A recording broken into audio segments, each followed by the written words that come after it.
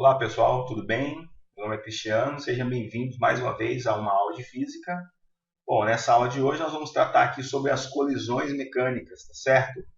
Gostaria de deixar uma dica para você, se inscreva no nosso canal, né? Porque sempre que você for postado aqui uma nova videoaula, você se inscrevendo no canal e ativando aí a notificação, você vai ser avisado de novos conteúdos que vão ser postados, tá bom? Então não se esqueça aí de inscrever no canal e ao final da aula dar um like para fortalecer o nosso trabalho, ok? Então vamos lá, o tema da aula de hoje é sobre colisões mecânicas. Colisão talvez é um termo meio charmoso, colisão é batida, né? Colisão é choque, pancada, uma coisa batendo em outra. A gente vai estudar aqui as colisões mecânicas, ok?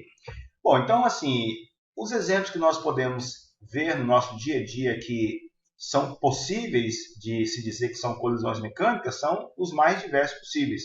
Então, quando você está vendo, por exemplo, alguém jogar bilhar, a famosa sinuca, né? Você tem ali as bolas batendo umas contra as outras, as bolas batendo na parede da superfície, aquilo lá é uma colisão. Quando a gente tem também aí a batida de um veículo, né? Um acidente de trânsito, um carro bate no outro, também é uma colisão. Quando você pega uma bola e levanta uma bola bem alto e solta a bola e a bola cai, colide com o solo, bate no chão, você também tem aí uma colisão mecânica. Então existem vários exemplos no nosso dia a dia que são casos aí de colisões mecânicas, né? A gente colocou aqui as figuras que representam dois exemplos bem clássicos, né? O jogo de bilhar, né? A sinuca, as bolas de bilhar, uma bateria de um carro. Então são exemplos aí que mostram as colisões, tá certo? Bom, mas as colisões, elas não são iguais. As colisões, elas podem basicamente ser classificadas aqui de acordo com a literatura física de três formas, né? Então a gente pode ter três tipos de colisão. A gente pode ter uma colisão que é chamada de perfeitamente elástica, a parcialmente elástica e a inelástica. Eu vou começar aqui explicando inicialmente essa que é chamada de colisão perfeitamente elástica. Então, primeiro, gente, a colisão perfeitamente elástica ela não existe na prática. É só uma abjeção, é só uma intervenção teórica, uma licença poética, tá certo? Então, quando você teria uma colisão perfeitamente elástica, ela seria perfeitamente elástica se ela tivesse quais características? Vamos ver? Bom, então, primeiro, o sistema ele é um sistema conservativo. Ele não perde energia. Então, é um sistema que conserva toda a energia. Então, a energia cinética inicial do sistema, antes da batida, ou seja, antes da colisão, ela é igual à energia cinética final. Os móveis ou os objetos colidem uns com os outros, né? E depois eles não perdem energia nessa colisão. Uma outra característica aqui da colisão perfeitamente elástica é que o coeficiente de restituição elástica ele é unitária. O que é esse coeficiente de restituição elástica? É um coeficiente que foi criado que ele pode ser medido pela razão entre duas velocidades relativas. Uma primeira, que é uma velocidade relativa de afastamento, e uma segunda, que é uma velocidade relativa de aproximação. Perceba que eu estou tratando o conceito de velocidade relativa. Para facilitar, eu vou mostrar aqui um exemplo para você. Vamos supor que eu tenho dois carrinhos aqui, A e B, que estão se movimentando no sentido contrário. O A vai para a direita, o B vem para a esquerda e eles vão bater. Depois que eles colidirem uns com os outros, o que vai acontecer? O B vai para a direita e o A vai para a esquerda. Então está aqui antes da colisão, depois da colisão. Tá certo? Vamos ver aqui quanto é que vale a velocidade relativa. Primeiro, a velocidade do A está positiva e do B está negativa. Por que do A está positivo e o B negativo? Porque eu adotei um sentido para chamar de positivo. Tudo que está voltado para a direita vai ser positivo. Então, por isso que a velocidade do A está positiva e do B está negativa. Então, perceba, como eu estou tratando de velocidades, são vetores. Depois da colisão, percebeu que o A agora foi para a esquerda e o B foi para a direita? Agora a velocidade do B está positiva porque o sinal de mais indica a orientação coincidente com o sentido adotado como positivo da trajetória. E agora do A está negativo porque está no sentido contrário à trajetória, beleza? Tá, mas quando a gente vai olhar aqui o conceito de velocidade relativa para medir esse índice aqui e classificar a colisão, eu não vou olhar o sinal, eu vou fazer só o seguinte, eu vou fazer uma análise relativística. Então, olha, o A está indo para a direita com a velocidade de 70 e o B está vindo para a esquerda com a velocidade de 10. Então, em módulo, O A se aproxima do B a quanto? É só 10? Não, eu vou somar as duas velocidades. Então, ó, a velocidade relativa de aproximação de A com B é o módulo do primeiro mais o módulo do segundo. Vai dar quanto? 80. O que aconteceu depois da colisão? Depois da colisão, o A e o B vão se afastar. O A vai para a esquerda a 50, o B vai para a direita a 30. Então, em módulo, eles estão se afastando a quanto? Basta você somar ó, o módulo de 50 mais o módulo de 30. Vai dar de novo quanto? 80. Então, você tem aqui a velocidade relativa de aproximação e a velocidade relativa de afastamento. Perceba que se você dividir uma pela outra, vai dar quanto? Vai dar 1. Esse índice ele é adimensional, porque as unidades das velocidades são iguais. Então, toda vez que eu tiver uma velocidade, um índice, um coeficiente de restituição elástica igual a 1, quer dizer que a minha colisão ela é perfeitamente elástica. Então, já mostrei aqui duas características da colisão perfeitamente elástica. Última característica, ó, nos sistemas que nós estamos estudando, esses sistemas eles serão sempre chamados de sistemas isolados de força externa. Então, o que acontece quando eu tenho um sistema isolado de força externa? A única força que existe no sistema é a força dos próprios elementos do sistema, ou seja, a força de um carro sobre o outro, ou de um móvel sobre o outro. Não tem força externa. Então, nesses casos, acontece o que nós chamamos de conservação da quantidade de movimento. Então, olha só, o que vem a ser a conservação da quantidade de movimento? De onde que vem essa expressão, esse termo, essa condição de conservação da quantidade de movimento? Olha, isso aí vem lá do teorema do impulso. Vamos lá? Então, ó, como que eu sei que vai haver a conservação da quantidade de movimento? Como é que a quantidade de movimento antes da colisão será igual à quantidade de movimento depois da colisão? Então, eu peguei aqui o teorema do impulso. O teorema do impulso fala que o impulso da força resultante é a variação da quantidade de movimento. Então, está aqui a quantidade de movimento final menos inicial. Agora, vamos lá. Se o meu sistema é isolado de força externa, quanto é que vale a força externa? 0. Quanto é que vale 0 vezes alguma coisa? 0 vezes alguma coisa é 0. Então, ficou aqui, o 0 é igual. A quantidade de movimento final, vamos chamá-la de quantidade de movimento depois da colisão. A quantidade de movimento inicial, eu vou chamar de quantidade de movimento antes da colisão. Ó, se a subtração dos dois tem que dar 0, passa esse aqui que está subtraindo para lá positivo. Olha aqui a consequência, ó. A quantidade de movimento antes vai ser igual à quantidade de movimento depois. Então, a terceira característica é essa, ó. Existe a conservação da quantidade de movimento sempre que o meu sistema for isolado de força externa. Beleza? Então, vamos lá. Outro tipo de colisão, ó. Colisão parcialmente elástica. Gente, o que é a colisão parcialmente elástica? A colisão parcialmente elástica é aquela que parte da energia se dissipa, tá certo? Então, olha só, a energia cinética inicial ela é maior que a energia cinética final. Por quê? Porque uma parte da energia foi perdida durante a colisão. Beleza? Então, a primeira característica da colisão parcialmente elástica é essa aqui. Ó, não tem conservação da energia cinética. Uma parte dela é perdida. Segunda característica, quanto é que vale esse coeficiente de restituição elástica que nós acabamos de mostrar para vocês? Ele é igual a 1? Não, ele é menor que 1. Só que ele não é igual a 0, ele é maior que 0. Então, ele é um valor que está entre os intervalos de 0 e 1. Tá certo? Ele tem que ser menor que 1, maior que 0. Por quê? Porque a velocidade relativa de aproximação vai ser maior que a velocidade relativa de afastamento. Porque parte da energia cinética foi perdida. E a terceira e última característica é que há conservação da quantidade de movimento. Toda vez que o meu sistema for isento de forças externas, a quantidade de movimento antes vai ser igual à quantidade de movimento depois. Beleza? O último tipo de colisão é a colisão chamada de colisão inelástica. O que é a colisão inelástica? A colisão inelástica é aquela quando um móvel colide com outro, os dois grudam e passam a se mover juntos. Passam a se mover como se fossem apenas um, tá certo? Então, características, ó, de novo, a energia cinética inicial é maior que a energia cinética final, tá certo? Essa energia cinética final pode ser que ela seja igual a 0 ou diferente de 0.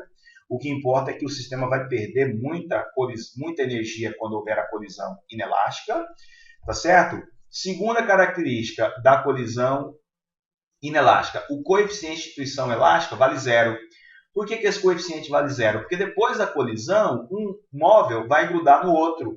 Se um vai grudar no outro, eles vão afastar um do outro depois da colisão? Não. Então, a velocidade relativa de afastamento vale 0. Se você botar isso lá na maneira de calcular o coeficiente vai dar exatamente igual a zero. Então, o coeficiente de restituição elástica vale zero na minha colisão, o quê? Inelástica. E a última característica, também haverá conservação da quantidade de movimento. Por quê? Porque o meu sistema, mais uma vez, é isento de força externa. Então, todas as três colisões, elas acontecem com a conservação da quantidade de movimento. Eu coloquei aqui um quadro resumo para ficar mais fácil de você entender, né, e, obviamente, absorver, memorizar as características. Então, a colisão perfeitamente elástica, a parcialmente elástica e a inelástica. Esses são os tipos de colisão. Ó, o que acontece com a energia cinética? Na perfeitamente elástica, a inicial é igual à final. Na parcialmente elástica, ele perde uma parte da energia cinética. Então, a cinética inicial é maior que a final nas duas colisões aqui, ó, tanto na parcialmente elástica quanto na inelástica. Outra característica que é com relação ao coeficiente de restituição elástica. De novo, ó, se a colisão for perfeitamente elástica, ele vale 1. Se ela for parcialmente elástica, ele está entre 0 e 1. E se ela for inelástica, ele vale 0. Beleza?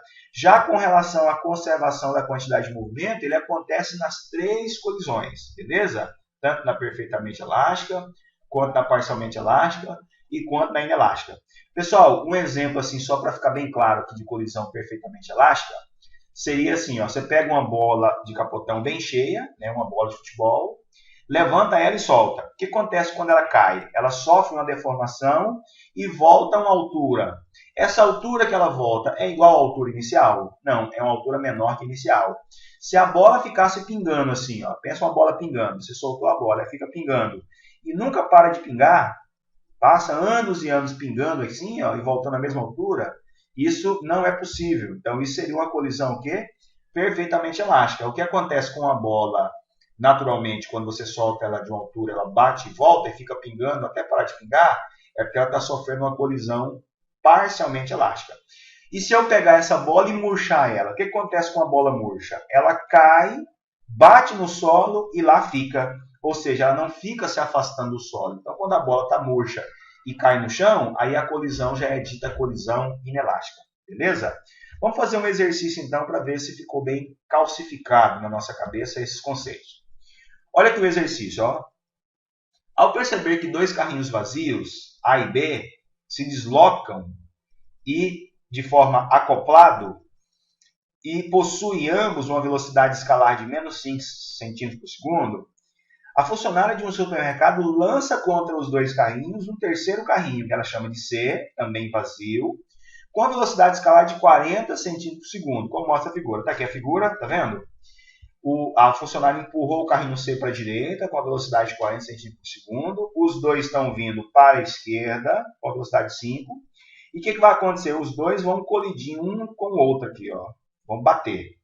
Por que essa velocidade aqui está positiva e essas aqui estão negativas? Porque ela adotou um sentido positivo, tá? Então, tudo que tiver para a direita vai estar positivo, o que tiver para a esquerda vai estar negativo. Eu posso induzir isso pelas informações que ele me trouxe, beleza? Agora, vamos lá. Ó, o que ele fala? Ó, ao colidir com um conjunto ABC, AB, ao colidir com um conjunto de carrinhos AB, C nele se encaixa, ou seja, o C gruda nele, e os três carrinhos seguem unidos com a mesma velocidade. Então, perceba que quando o carrinho C encaixar no A e B, eles vão se mover junto. Primeira pergunta, que tipo de colisão que é essa? É uma colisão inelástica, porque depois da colisão os três seguem juntos. Admitindo que os carrinhos sejam iguais e que se movimentam ao longo de uma mesma reta horizontal sem ação de atrito nos eixos das rodas, tanto antes quanto depois da interação, pode-se determinar o quê? Ele pediu para você calcular. O primeiro, qual que é o valor da velocidade V? De novo, gente, quem que é a velocidade V? É a velocidade depois da colisão. E depois ele quer saber qual que é a intensidade do impulso que o carrinho C exerce no conjunto AB no ato da colisão. Aí ele fala que a massa dos carrinhos é de 15 kg. Vamos fazer então a resolução? Ó, mais uma dica. Quando você estiver nessa parte aqui da resolução do exercício, pause o vídeo, tente fazer a resolução e depois você volte para ver se você foi exitoso na sua resolução. Então vamos lá. Ó. Primeira coisa, ele quer saber a velocidade depois que houve a colisão. Então, o item A, ele está procurando isso aqui, ó, quanto que vale a velocidade? A massa, ele me deu a massa no item A, ele não me dá a massa, ele só fornece a massa no item B, mas eu sei que a massa dos 3 carrinhos é igual, então eu vou trabalhar com a massa genérica, eu chamei de M. Eu vou fazer aqui uma figura dividindo a colisão em 2 momentos, antes de acontecer a colisão e depois. Então tá aqui, ó, antes da colisão. Eu coloquei aqui, gente, um sentido positivo que ele me adotou, ó. Como esse carrinho aqui está com a velocidade positiva, eu sei que para a direita é o sentido positivo. E, obviamente, A e B está para a esquerda, por isso que eles têm velocidade negativa. Tá aqui, ó. Depois da colisão, o que vai acontecer? Os 3 carrinhos vão passar a se movimentar juntos. Agora a pergunta é, gente, eles vão para onde? Para a direita ou para a esquerda? Eu coloquei 2 setas aqui, ó, para a direita e para a esquerda. Não sei para onde que eles vão. Professor, você também não sabe? Não, mas como é que eu faço para descobrir? Depende. Se você descobrir aqui a velocidade depois da colisão, se for uma velocidade positiva, quer dizer que o conjunto vai para onde? Para a direita. Agora, se você resolver encontrar uma velocidade negativa, quer dizer que o conjunto depois da colisão vai para onde? Para a esquerda. Então, inicialmente, eu não consigo saber, só depois da resolução do exercício.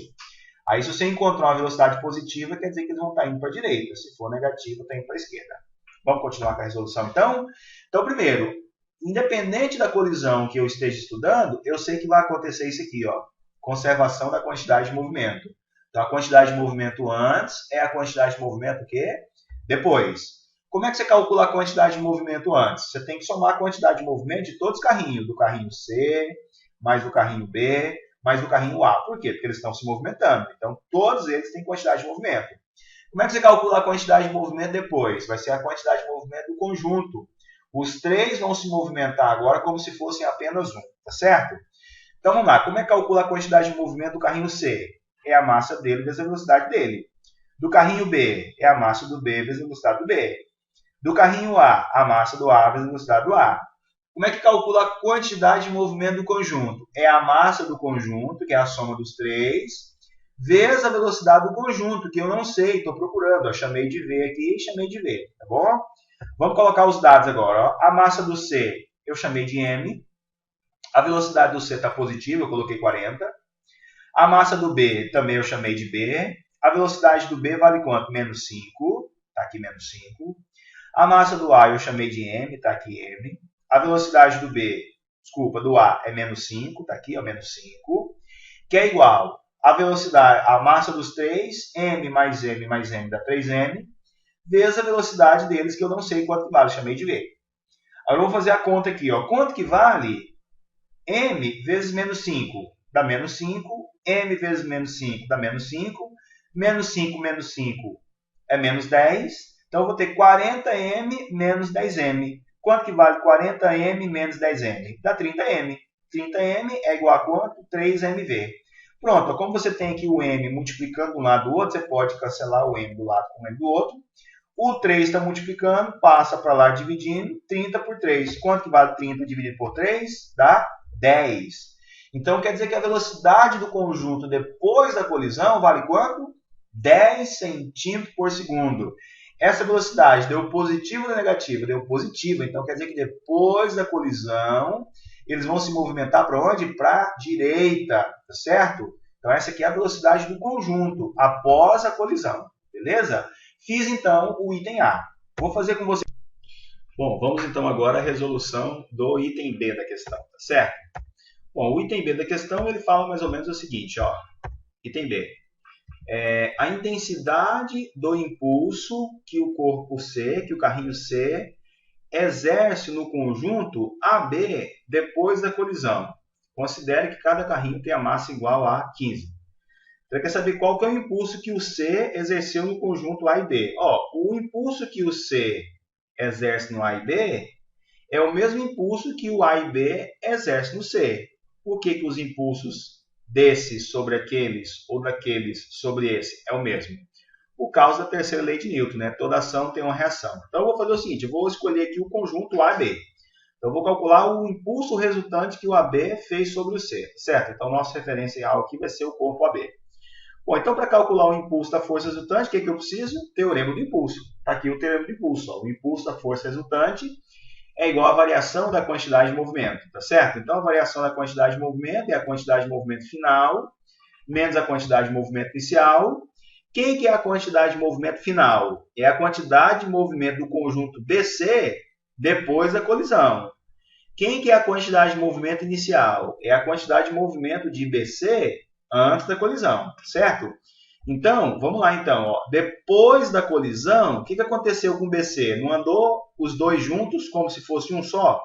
Então, é a massa do conjunto BC vezes a velocidade que o conjunto tem. Essa velocidade V aqui foi aquela que encontramos no item A. Menos a quantidade de movimento de BC antes da colisão. Aí você tem que calcular separadamente. Ó, a quantidade de movimento que o B tinha, mais a quantidade de movimento que o C tinha. Beleza? Eu vou colocar de novo aqui a figura. Tá vendo aqui a figura? Essa aqui é a figura do conjunto antes da colisão. Depois da colisão, a gente já encontrou as informações. Está aqui a figura.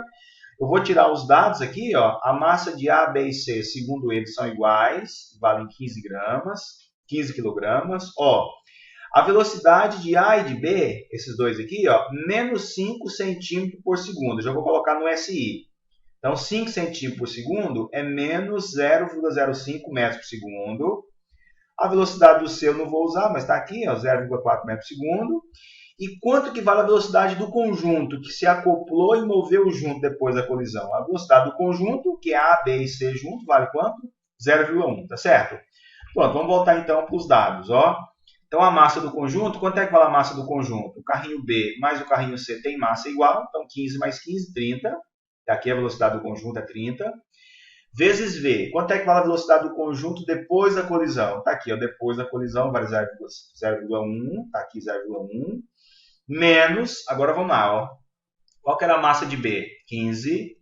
Vezes a velocidade de B antes da colisão. Não era menos 0,05? Coloquei aqui, ó, menos 0,05.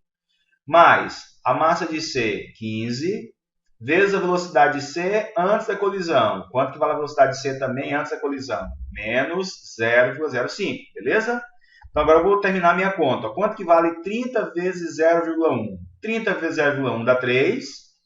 Esse produto aqui, ó, 15 vezes menos 0,05 dá menos 7,5. Esse produto aqui também dá menos 7,5. Ó, quanto que vale menos 7,5 com menos 7,5? Menos 1,5, menos com menos mais. 3 mais 1,5, quanto que vale 3 mais 1,5? 4,5. Então, esse é o impulso resultante que o conjunto AB faz no C.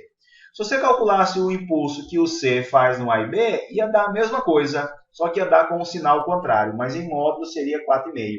Reforçando, né, o que diz aí a terceira lei de Newton, que toda ação tem uma reação. Se você quiser, faz aí na sua casa o contrário, faz aí, mede o impulso resultante que o C exerceu no A e B. Você vai ver que vai dar o mesmo valor aqui, só que com o sentido contrário, tá certo? Essa foi a resolução, espero que vocês tenham entendido, tenham gostado. Mais uma vez, dê um like ao final do vídeo.